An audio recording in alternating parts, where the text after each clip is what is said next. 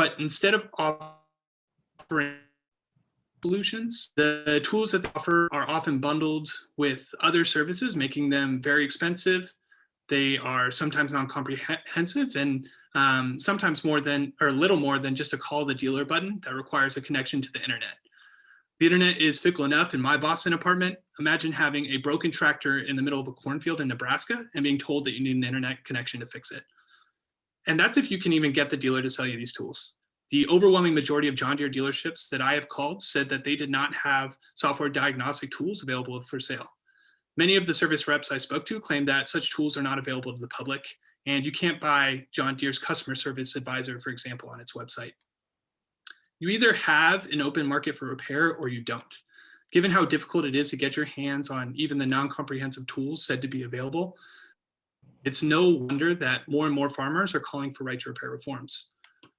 The rationale that manufacturers like John Deere give for opposing right to repair is marred in misinformation. They claim that providing dealers with diagnostics would allow them to illegally modify their machine to bypass federal emissions and safety regulations. And as a consumer advocate, we take these claims very seriously. We in no way seek to increase air pollution that causes harm to the environment or public health, and we certainly want to make sure that the consumer is protected. But after thorough investigation, the process to bypass those regulations has nothing to do with dealer tools. I can confidently say that right to repair does not involve any sort of modification.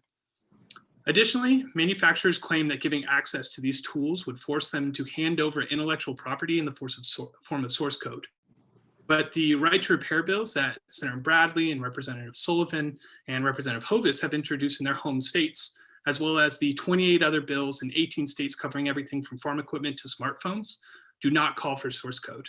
Rather, they ask for embedded code, which is a series of computer legible ones and zeros that is incredibly difficult to reverse engineer and put into use in a competing form, say in O'Reilly Tractor Co. The risk for intellectual property infringement is simply not there. What is true is that repair is a lucrative revenue stream for John Deere and its dealers. Recent company filings show that repair and service have been as much as 3 to 6 times as profitable as new equipment sales. This issue, at the end of the day, is a matter of monopolization, of individual agency over the things that we own. Farmers want to fix their stuff, and they 100% deserve that right. So to talk about that, we have a great panel of farmers, of legislators, of a farmer legislator to talk about the work they are doing to advance right to repair in their states and their reasons for supporting the issue. So with that, I want to turn things over to our first panelist, Walter Schweitzer. Walter is a third-generation Montana farmer, the president of the Farmers Union, and has dealt with this issue himself. So take it away, Walter. I first want to thank all of the panelists that are on here for fighting for me. Thank you. I am a farmer in Montana, and I've heard of this issue, but I only have one new piece of equipment that's electronically controlled. And this last summer, I had it hooked up to my baler and was haying with it. And every once in a while, it would randomly stop.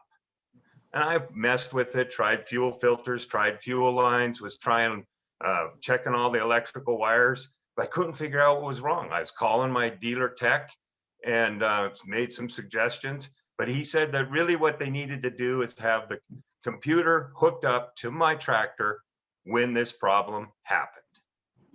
I said, okay, can I borrow it? Oh no. Well, can I rent it? Oh no. Okay, then can I buy it? Oh no. The only way we can do this is if we send our tech out there with it.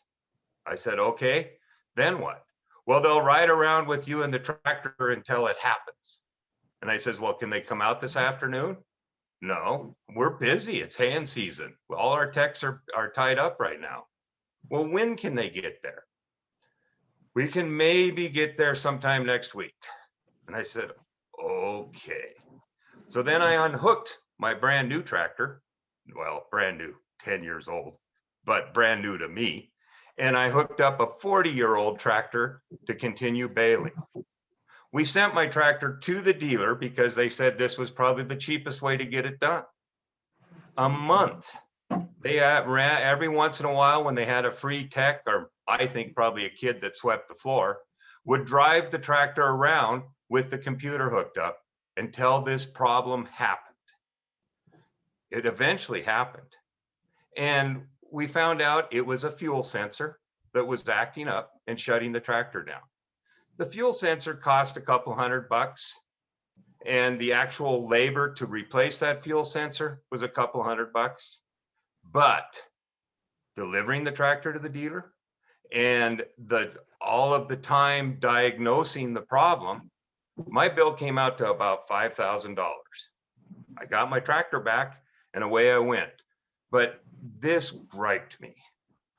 And so I reached out to our representative Sullivan, thank her very much, and talked to her about my problem. And she says, I think we should take this to the legislature and see if we can't force these equipment manufacturers to do what's right for the farmers of Montana and allow them to repair their own equipment. And that's what brought me here today. And I'm telling you that we had a town hall hearing a couple weeks ago, and it was amazing how many farmers and ranchers got on that and watched it. This is a problem for all of my neighbors. And John Deere, Case New Holland, AGCO Alice, they're taking advantage of us. And they're making up these excuses, and we need to do something about it. Now, my local dealer, who's a good friend of mine, he went to bat for me, and he eventually got a program set up where they would provide the software, the hardware, and an annual subscription, which costs about $10,000.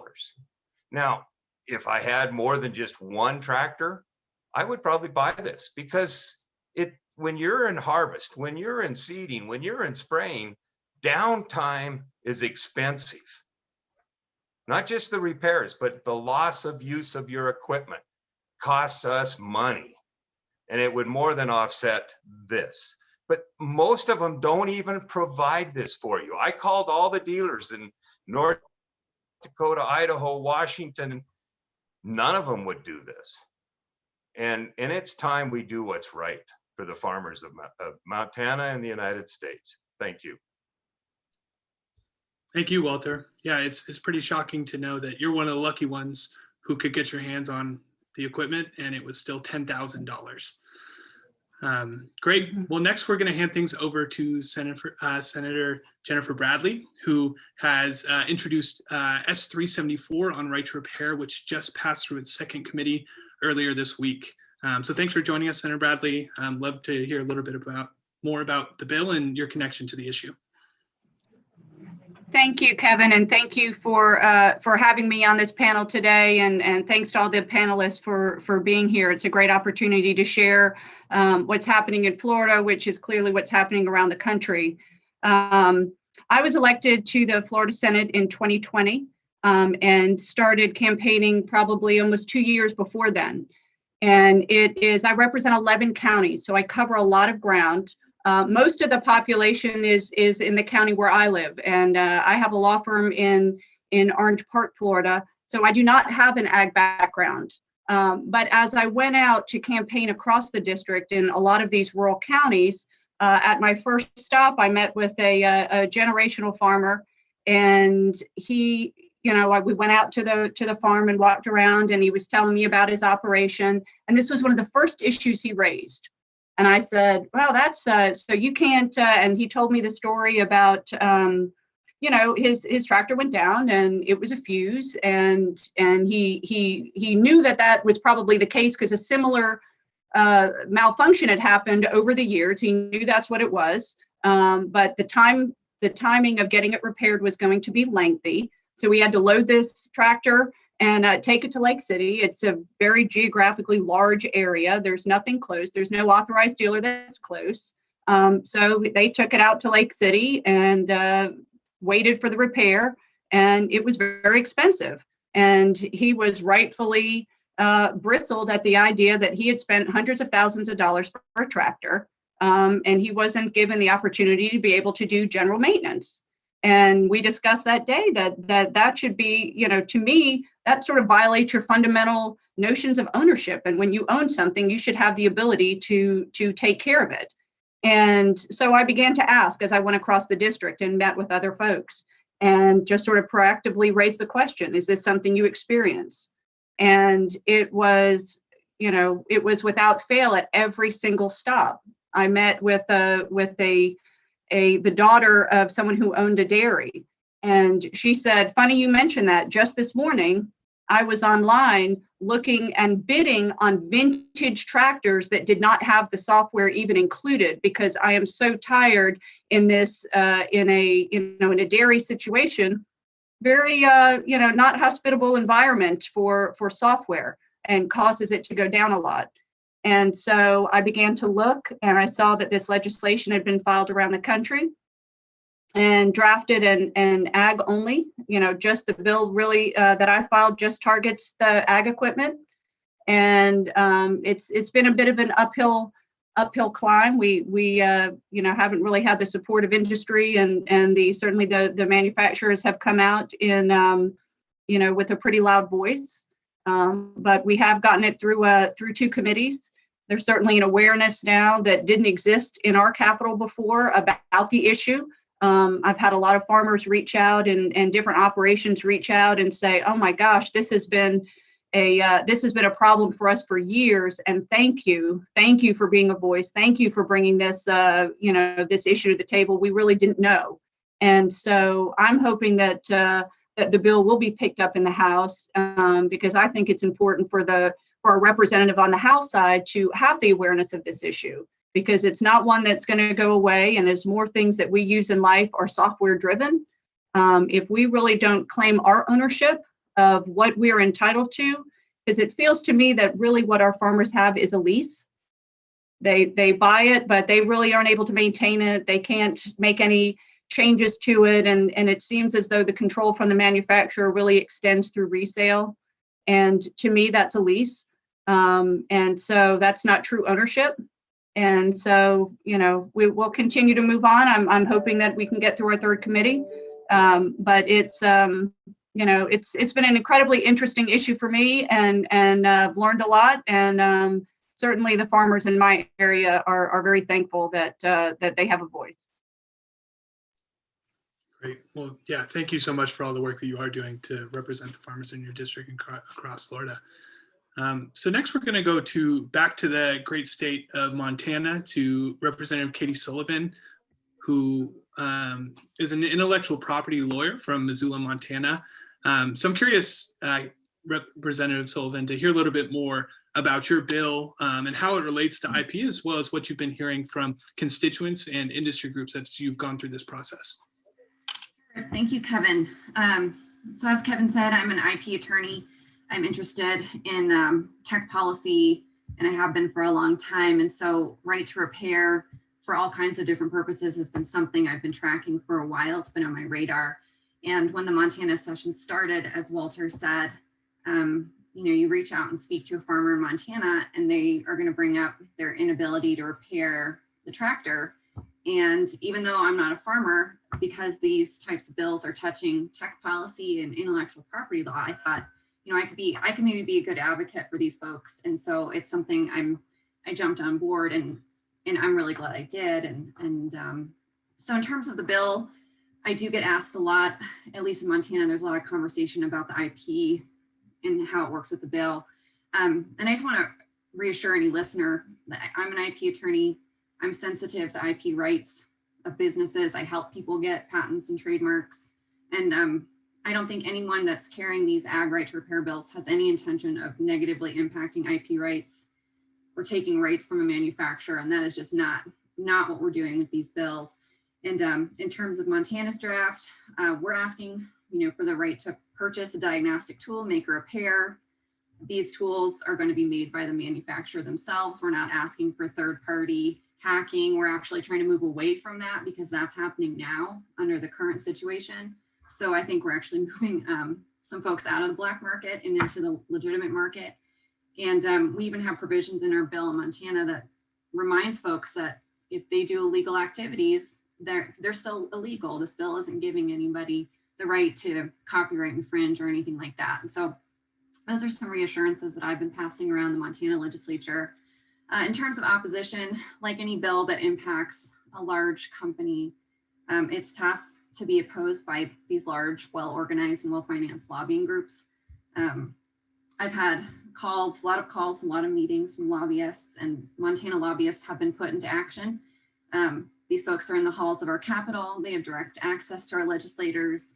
And what I'm seeing, and what we all probably know from our experiences in our states, is that the farmers of our states don't have these lobbyists and they don't have this access. And so I think it's really important, and I feel very honored that we get to bring this bill on their behalf. And one thing that I've heard from lobbyists that I'm going to bring up right now is that they're saying that the farmers that I speak to are lying to me, and they just really want to modify their equipment. And that is simply not the case. I'm tired of hearing that. And I hope that other legislators that might tune into this, or reporters, know that that's not what's happening. And so I think this is a very genuine group of people that we need to help. And so, and I'm also just really glad to hear about the bill in Florida, the progress, and how the hearings have really started a conversation. And I think that's huge, that education component. So thank you, Senator Bradley. Great. Thank you, Rep. Sullivan, and thanks for standing up and doing the work that you're doing. Our last panelist is Representative Barry Hovis of Missouri. So Representative Hovis is from Whitewater, and I understand that you support right to repair not only because you're a farmer yourself, but also because third-party repair shops in your community are often prevented from fixing equipment based on manufacturer restrictions. Could you tell us a little bit more about that, as well as just your connection to the issue? Sure, I'd be happy to. I'd like to welcome all the other panelists. It's been neat to get to meet you all, and anyone else that's listening out there. Being from Southeast Missouri, sometimes people call us the breadbasket of the country, and we do produce a lot of grain out of Missouri down there. But we're third in the nation in cattle production behind Florida and Texas, and so we have a lot of stuff. It's the biggest thing that we have in the state of Missouri is agriculture. Personally, I grew up on a small farm. Did that for a long time. Worked in a sawmill. Got into law enforcement for 30 years, and had been working cattle the whole time with my dad and haying, and I've actually had some of the same experiences that were shared by the gentleman out of Montana up there with, I've got some equipment now that's newer that requires this technology. And, when I tried to go and find it and buy it so I could do the repairs myself, because I consider myself to be a little bit of a handyman on minor stuff, and wasn't able to get it.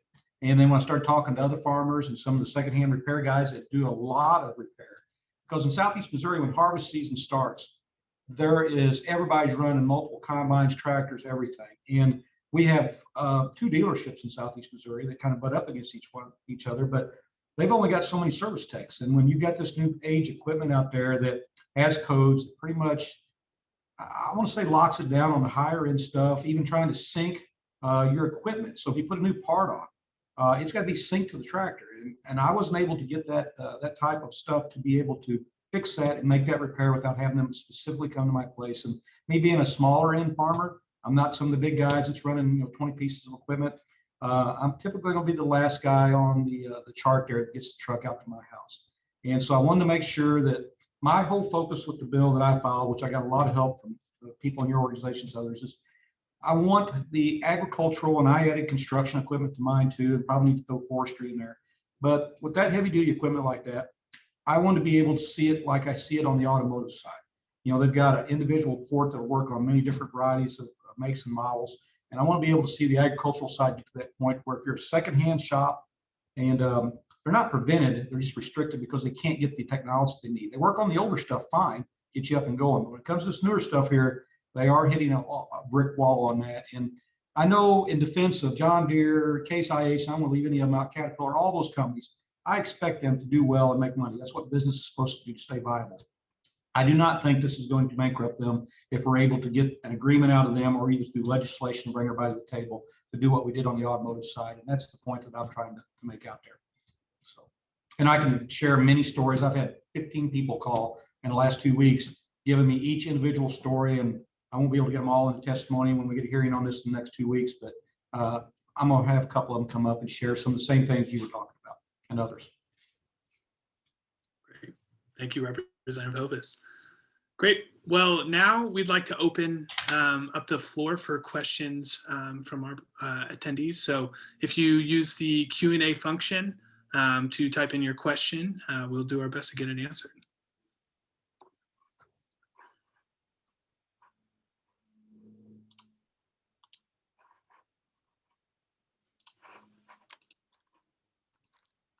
I'll add while you guys are waiting on that. I want to throw a shout out to Representative Tracy McCreary. She is a representative I work with. She's on the other side of the aisle, being a Democrat, me being a Republican. But to me, this is a bipartisan issue. This is not about politics or anything like that. And that's why I like to throw that out there. It's about making sure that we don't allow monopolies to be created or anything along those lines that totally restrict stuff. And I think that it's still going to be fine. This doesn't prevent anybody from going to their local dealership to be able to get those repairs. They'll have the full ability to still use their favorite dealership if they so choose. Great. We just got a question. One of our questions from the audience is there any effort for national legislation, or is this something that must be done on a state-by-state basis? So I can speak to that.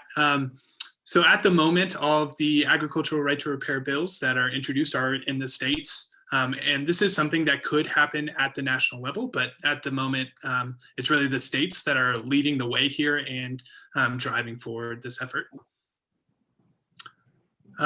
Great. We also got a question.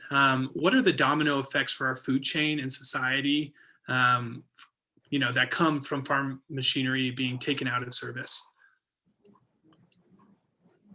Walter, can you maybe speak to that a little bit? That we depend on this equipment to harvest our crops, to plant our crops. And, in Montana, we have a very short window of a growing season. We're not like Missouri or Florida. Our window, we only have 110, 120 days to raise a crop. You got to get it planted, you got to cultivate it, and you got to get it harvested. And so we don't have time for downtime. And if we do, it means loss in yield, lost in production. And this is what feeds the world. And if we can't get our crop delivered to the consumers, it does have an effect on our supply chain. And I guess I want to just jump in here because I want to make it clear that I don't have a problem with my dealers. My dealers are trying to service me. And in fact, 2 of my dealers are in the Helena State Legislature. And I visited with them, and they're friends of mine. We're in this thing together. And they told me, Walter, I can't touch this with a 10-foot bowl because our equipment manufacturers, they play rough. And if they heard that I was supporting something like this or voting for something like this, I don't know if I would get the equipment I ordered. I don't know if I'd get the parts that I need timely. I don't want to upset them, but I support what you're doing.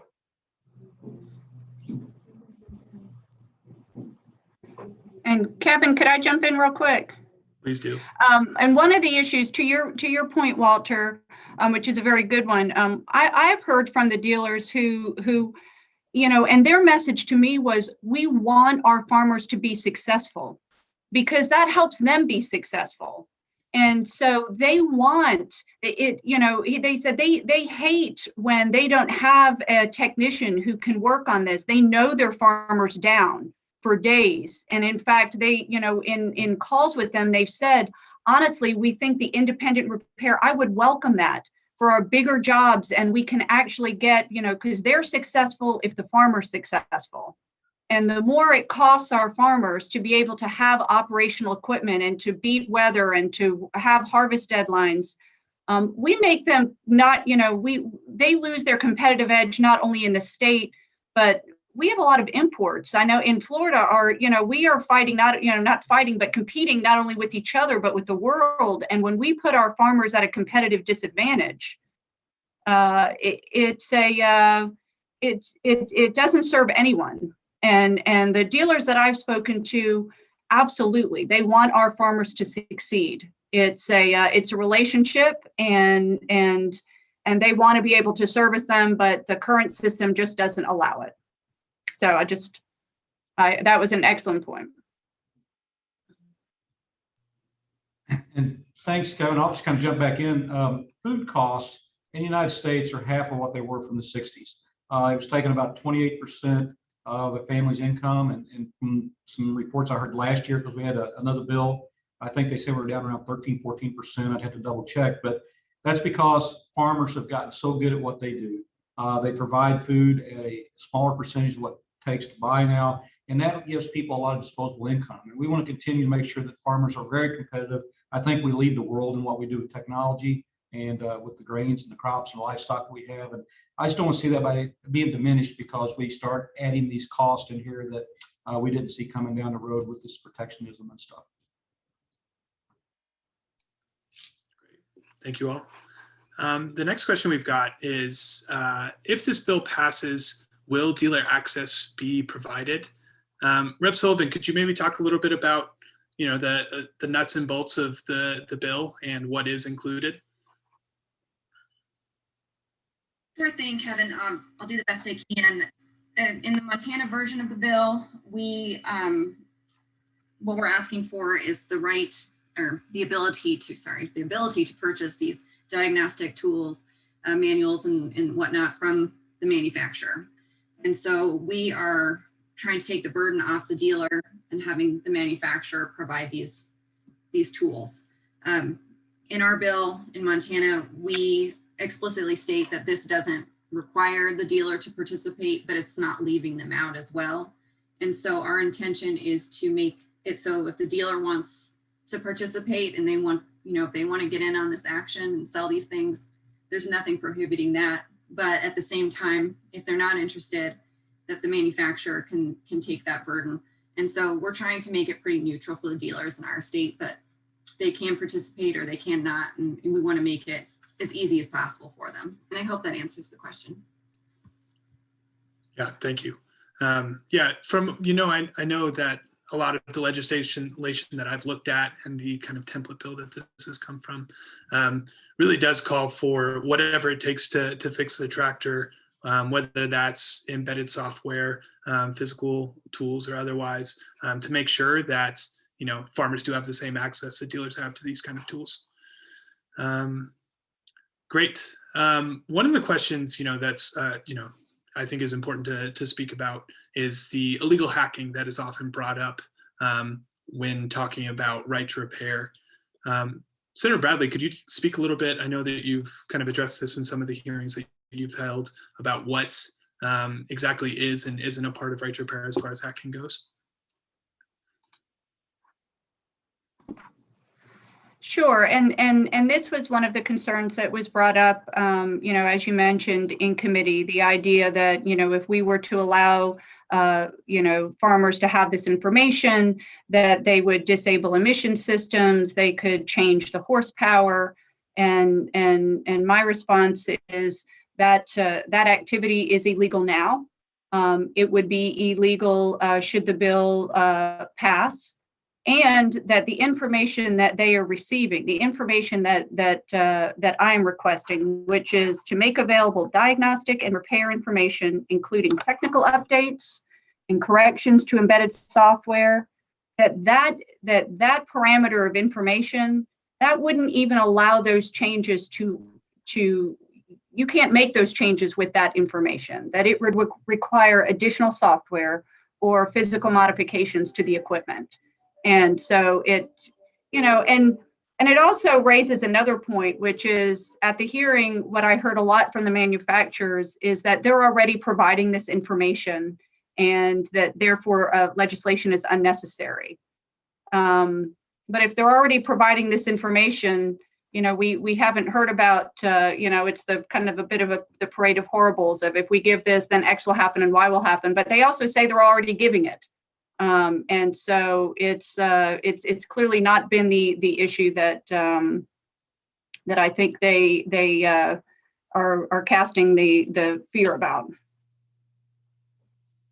Great, thank you. And one other note about that, there was actually a Vice piece that came out today that talked a little bit about whether or not this is actually available and kind of showed how difficult it is to actually find, whether it be customer service advisor or the other tools that match that across the manufacturers, that it's hard for farmers to get their hands on it. Great. Let's take. I want to we've got jump in time and for- answer a question that was asked earlier about what it can be done at the federal level. And Senator Tester from Montana, he used to be my butcher before he was my senator. He asked the Federal Trade Commission to look into this issue because they're the ones who regulate the manufacturers.